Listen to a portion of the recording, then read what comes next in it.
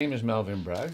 I'm a member of the House of Lords and I'm very handsome and beautifully dressed. No, my name is Hunter Davies and I'm a hack. This week I'll have had published 100 books. I've been writing since I left university, which is 1958. I joined the Sunday Times in 1960, age 24. Often when I went to interview people, they thought I was either the chauffeur or the butler, and I'd be shown the back door. I always look very young for my age. You can't believe it now, can you?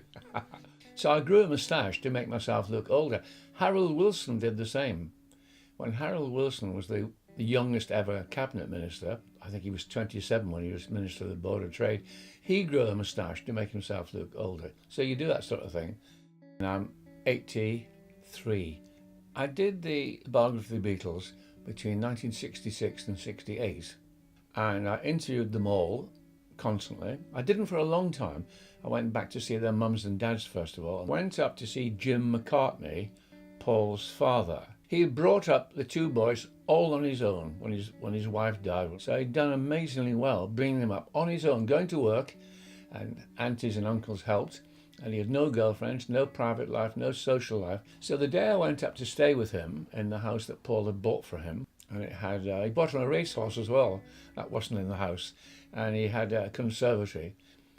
And in the post came When I'm 64, the acetate. Paul sent it up to his dad and said, "This is for you." And his dad was becoming 64.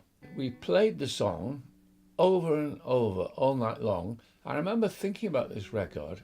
Paul was, oh God, in his 20s at the time, but he'd actually written this song many years earlier. It wasn't a brand new song.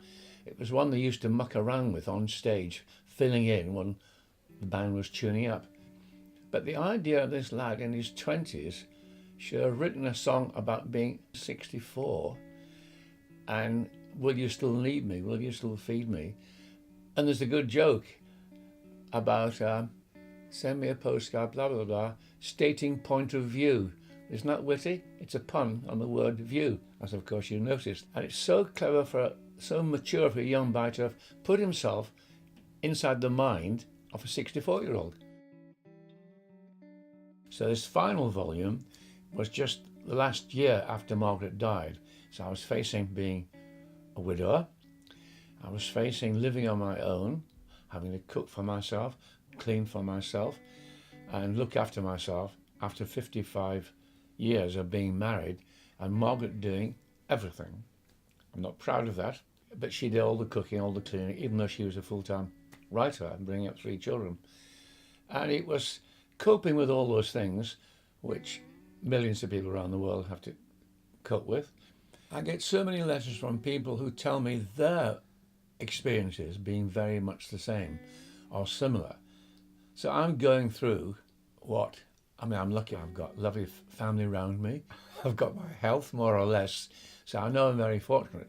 But all the boring things I've gone through, like losing your wife, being on your own, millions of people around the world. So if I write about it, people identify with it. Got so much stuff out of my own personal life and experience. I feel what's happening to me is happening to millions of others. I don't feel special or different. My job is to make it readable and amusing and to sort of have information and vague help. The help element, and I suppose I worried I wouldn't have as much to write about as in the previous books covering 40 years each. So I thought I'd have wisdoms and jokes and quotations at the end of every chapter to do with that chapter. If it was on about the will or the houses or children or companions, I'd have observations about it. So they're partly tongue-in-cheek, but they're also to help people. The young have never been old, but the old have been young.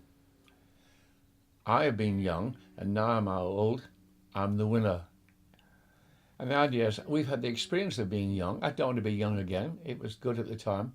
But the young have not been old. They don't know what it's like for us. Paul McCartney did when I'm 64. So that's my favourite aphorism. It's like a Christmas cracker aphorism.